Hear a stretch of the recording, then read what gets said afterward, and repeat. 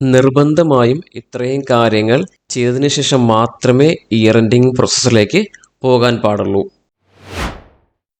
ഈ ഒരു voucher series change ചെയ്തില്ല എന്നുണ്ടെങ്കിൽ നിങ്ങൾക്ക് ഇ-വേ ബില്ലോ ഇ-ഇൻവോയ്സ് എടുക്കാനോ GSTR-1 ഫയൽ ചെയ്യാനോ പോലും പറ്റില്ല. നമ്മൾ വീണ്ടും ഒരു പുതിയ സാമ്പത്തിക വർഷത്തിലേക്ക് പ്രവേശിക്കാൻ പോവുകയാണ്. ആക്രോബിസ്, ആക്രോടെക്സ്, ഹൈപ്പർബിസ് തുടങ്ങിയ സോഫ്റ്റ്വെയറുകളിൽ ഇയർ ക്ലോസിംഗ് ചെയ്യുന്നത് അതിന് എന്തൊക്കെ കാര്യങ്ങൾ ശ്രദ്ധിക്കണം എന്നുള്ളതാണ് ഈ വീഡിയോയിൽ കൂടി നമ്മൾ ഡിസ്കസ് ചെയ്യുന്നത്.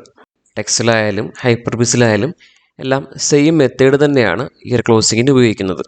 ഫിനാൻഷ്യൽ ഇയർ ക്ലോസിങ്ങിന് മുന്നേ നമ്മൾ നിർബന്ധമായും ചെയ്തിരിക്കേണ്ട കുറച്ച് കാര്യങ്ങളുണ്ട്. ഒന്നാമതായി നമ്മൾ നോക്കേണ്ടത് ആ ഒരു ഫിനാൻഷ്യൽ ഇയറിലെ എല്ലാ വൗച്ചേഴ്സും, അതായത് പേയ്മെൻറ്റ്സ്, റെസീറ്റ്, ജേണൽ എൻട്രീസ് തുടങ്ങിയിട്ടുള്ള വൗച്ചേഴ്സ് എല്ലാം കംപ്ലീറ്റ് ചെയ്തിട്ടുണ്ടോ എന്ന് ശ്രദ്ധിക്കണം.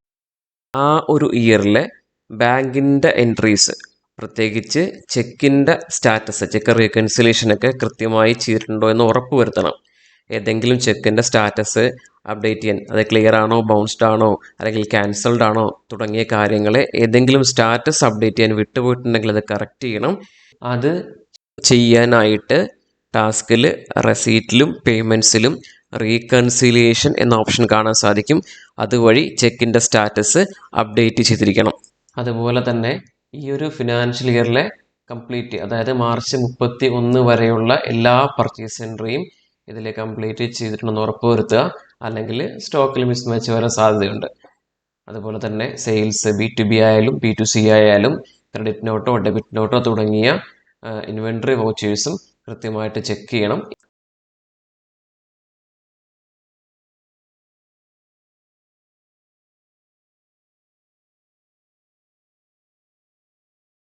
ഒന്നിലധികം കമ്പ്യൂട്ടർ ഉപയോഗിക്കുന്ന സ്ഥാപനമാണെങ്കിൽ സെർവർ ഒഴികെ ബാക്കി എല്ലാ കമ്പ്യൂട്ടറും ഷട്ട് ഡൗൺ ചെയ്തേക്കുക, അല്ലെങ്കിൽ സോഫ്റ്റ്വെയർ എക്സിറ്റ് ചെയ്യുക.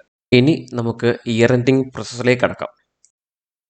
അതിനായി ആദ്യം ഫയൽ മെനുവിൽ സെറ്റപ്പ് ന്യൂ ഫിനാൻഷ്യൽ ഇയർ എന്നുള്ള ഓപ്ഷൻ സെലക്ട് ചെയ്യുക. ഇപ്പോൾ ഒരു ഇൻസ്ട്രക്ഷൻ ബോക്സ് വരും. അതിൽ മലയാളത്തിലും ഇംഗ്ലീഷിലും നമുക്ക് അതിൻ്റെ സ്റ്റെപ്സ് കൃത്യമായിട്ട് കാണിക്കുന്നുണ്ടാവും. എന്തിനാണ് ഇയർ എൻഡ് ചെയ്യുന്നത്, അത് എങ്ങനെയാണ് ചെയ്യുന്നത്, അതൊന്ന് വായിച്ച് നോക്കുക. അതിനുശേഷം അത് ക്ലോസ് ചെയ്യുക. ക്ലോസ് ചെയ്ത് കഴിഞ്ഞാൽ നമുക്കിപ്പം ഒരു ചെറിയ ബോക്സ് കാണാൻ സാധിക്കും. അതിൽ കറണ്ട് ഫിനാൻഷ്യൽ ഇയറും കാണാം, പുതിയ, അതായത് അപ്കമിങ് ഫിനാൻഷ്യലും കാണാം. ഇപ്പോൾ കറണ്ട് ഫിനാൻഷ്യൽ ഇയർ 1/4/2023 മുതൽ 31/3/2024 വരെയും, ന്യൂ ഇയർ 1/4/2024 മുതൽ 31/3/2025 വരെ ആയിരിക്കും. ഇനി റൈറ്റ് സൈഡിൽ ഈ കാണുന്ന വെരിഫൈ എക്സിസ്റ്റിൽ മാത്രമേ ടിക്ക് ഉണ്ടാവാൻ പാടുള്ളൂ. വേറെ എന്തെങ്കിലും ഓപ്ഷൻ കാണിക്കുന്നെങ്കിലും അതിൽ ടിക്ക് ഉണ്ടാവാൻ പാടില്ല. ഓക്കെയിൽ ക്ലിക്ക് ചെയ്യാം. ഓക്കെയിൽ ക്ലിക്ക് ചെയ്യുമ്പോഴത്തേക്ക് ഒരു കൺഫർമേഷന് വേണ്ടിയിട്ട് ഒരു ബോക്സ് ചോദിക്കും. അതിൽ ഓക്കെ എന്ന് ടൈപ്പ് ചെയ്തിട്ട് എൻ്റർ അടിക്കുകയോ അല്ലെങ്കിൽ ഓക്കെ എന്ന ബട്ടണിൽ ക്ലിക്ക് ചെയ്യുകയോ ചെയ്യണം. അതോടുകൂടി അതിന് താഴെ ഇവൻറ്റിനകത്ത് ആ പ്രോസസ്സ് സ്റ്റാർട്ട് ചെയ്യുന്ന നമുക്ക് കാണാൻ സാധിക്കും. ഓരോ ലൈൻ ബൈ ലൈനായിട്ട് ആ ഓരോ പ്രോസസ്സും കാണാം. ഏറ്റവും അവസാനം അത് കംപ്ലീറ്റ് ആകുമ്പോൾ ഓപ്പറേഷൻ കംപ്ലീറ്റഡ് സക്സസ്ഫുള്ളി എന്നുള്ള മെസ്സേജും നമുക്ക് കാണാൻ സാധിക്കും. അതിൽ ക്ലിക്ക് ചെയ്യുന്നതോടുകൂടി സോഫ്റ്റ്വെയർ ഫുള്ള് ക്ലോസ് ആവും. ഇനി നമ്മൾ പുതുതായിട്ട് സോഫ്റ്റ്വെയർ ഓപ്പൺ ചെയ്യുമ്പോഴത്തേക്ക് പുതിയ ഫിനാൻഷ്യൽ ഇയറിലായിരിക്കും ഓട്ടോമാറ്റിക്കലി ലോഗിൻ ചെയ്യുന്നത്. ഇനി നമുക്ക് ലോഗിൻ ചെയ്തതിന് ശേഷം പഴയ ഫിനാൻഷ്യൽ ഇയറിലെ ഏതെങ്കിലും ഡാറ്റ കാണണമെന്നുണ്ടെങ്കിൽ ഈ ലെഫ്റ്റ് സൈഡിലെ ഫിനാൻഷ്യൽ പീരീഡ് എന്നുള്ള ഈ ബട്ടൺ ഒന്ന് ക്ലിക്ക് ചെയ്യുക. പഴയ എത്ര ഇയർ ഉണ്ടോ അത് ഫുള്ള് കാണിച്ചു തരും. ഏതെങ്കിലും ഇയറിൽ നമുക്ക് കയറണമെന്നുണ്ടെങ്കിൽ അതിലൊന്ന് ഡബിൾ ക്ലിക്ക് ചെയ്താൽ മതിയാവും. ആ ഇയറിലേക്ക് അത് ലോഗിൻ ആവും. നമുക്ക് താഴെ കാണാൻ സാധിക്കും ഏത് ഇയറിലാണ് ലോഗിൻ ആയിട്ടുള്ളതെന്ന് കാണാൻ സാധിക്കും. ഇനി തിരിച്ച് വരണമെന്നുണ്ടെങ്കിൽ ഈ നമ്മൾ ചെയ്ത അതേ സ്റ്റെപ്പ് തന്നെ ചെയ്താൽ മതി. ഫിനാൻഷ്യൽ പീരീഡ് ക്ലിക്ക് ചെയ്യുക, ദെൻ കറണ്ട് ഇയർ സെലക്ട് ചെയ്യുക. ഇനി സോഫ്റ്റ്വെയർ ഫുള്ള് ക്ലോസ് ആക്കി എടുത്തു കഴിഞ്ഞാലും നമുക്ക് കറണ്ട് ഫിനാൻഷ്യൽ ഇയറിൽ തന്നെയായിരിക്കും അത് ലോഗിൻ ആവുന്നത്. ഇനി പുതിയ ഫിനാൻഷ്യൽ ഇയറിൽ ലോഗിൻ ചെയ്ത് കഴിഞ്ഞാൽ ആക്രോബിസ് ആണെങ്കിൽ സ്റ്റാൻഡേർഡ് റിപ്പോർട്ടിനകത്ത് സ്റ്റോക്ക് റിപ്പോർട്ട് എന്നുള്ള ഓപ്ഷൻ സെലക്ട് ചെയ്യുക. ഈ വരുന്ന വിൻഡോയിൽ റിഫ്രഷ് എന്നുള്ള ബട്ടണിൽ ഒന്ന് ക്ലിക്ക് ചെയ്യുക. അപ്പോൾ ഒരു പ്രോഗ്രസ് കാണിക്കും. അത് കംപ്ലീറ്റ് ആകുന്നതോടുകൂടി ഓപ്പറേഷൻ കംപ്ലീറ്റഡ് എന്നുള്ള മെസ്സേജും കാണിക്കും. ഓക്കെ ക്ലിക്ക് ചെയ്യുക. ഇനി നമുക്ക് നമ്മുടെ സ്റ്റോക്ക് റിപ്പോർട്ടോ കാര്യങ്ങളൊക്കെ ചെക്ക് ചെയ്യാവുന്നതാണ്.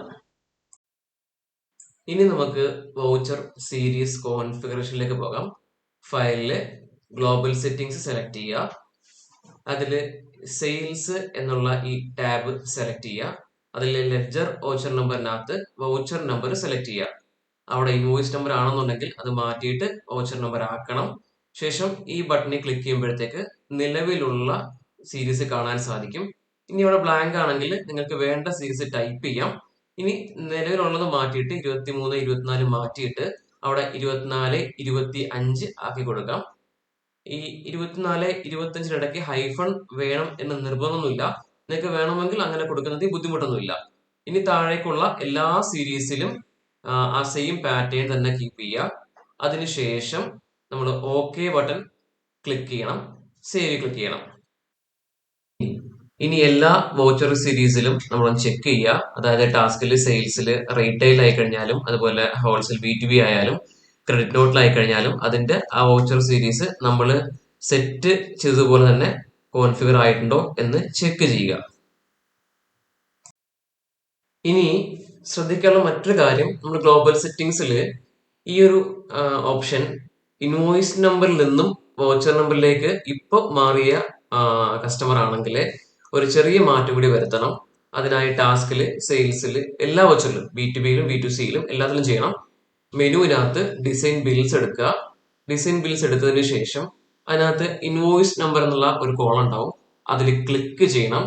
അതിൽ ക്ലിക്ക് ചെയ്തിട്ട് താഴെ വാല്യൂ എന്ന കോളത്തിലും നമുക്കത് സെയിം കാണാൻ പറ്റും. ആ ഇൻവോയ്സ് നമ്പർ മാറ്റിയിട്ട് വൗച്ചർ നമ്പർ എന്നുള്ള സെലക്ട് ചെയ്ത് സേവ് ചെയ്യണം. ഇനി ഒന്നിലധികം സ്റ്റൈൽ ഉപയോഗിക്കുന്ന കസ്റ്റമർ ആണെങ്കിൽ എല്ലാ സ്റ്റൈലും മാറ്റം വരുത്തണം. ആ സ്റ്റൈൽ സെലക്ട് ചെയ്യുക, സെക്ഷൻ ഹെഡർ എടുക്കുക. ശേഷം നമുക്ക് എവിടെയാണോ കാണുന്നത് അവിടെ മാറ്റി കൊടുക്കുക, അത് സേവ് ചെയ്യണം. ആക്രോ ടെക്സോ അല്ലെങ്കിൽ ഹൈപ്പർബസോ ഉപയോഗിക്കുന്ന കസ്റ്റമർ ആണെങ്കിൽ അവിടെ വൗച്ചർ നമ്പറിന് പകരമായിട്ട് VCH നമ്പർ എന്നുള്ള ഫീൽഡാണ് സെലക്ട് ചെയ്യേണ്ടത്. ബാക്കിയെല്ലാം സെയിം തന്നെയാണ്. ഈ ഒറ്റ വ്യത്യാസം മാത്രമേ ആക്രോബിസും ഹൈപ്പർബിസും അല്ലെങ്കിൽ ആക്രോടെക്സും ആയിട്ട് വ്യത്യാസമുള്ളൂ. സോ ഇത് ശ്രദ്ധിക്കുക. ഇത്രയും കാര്യങ്ങളാണ് പ്രധാനമായിട്ടും നമുക്ക് ഈ ഒരു ഫിനാൻഷ്യൽ ഇയർ ക്ലോസിംഗിൽ ശ്രദ്ധിക്കേണ്ടത്. ഇനി ഇതിൽ കൂടുതലായിട്ട് എന്തെങ്കിലും സംശയങ്ങളോ മറ്റോ വരികയാണെന്നുണ്ടെങ്കിൽ ദയവായിട്ട് നിങ്ങൾ കസ്റ്റമർ കെയറുമായിട്ട് കോൺടാക്ട് ചെയ്യാം.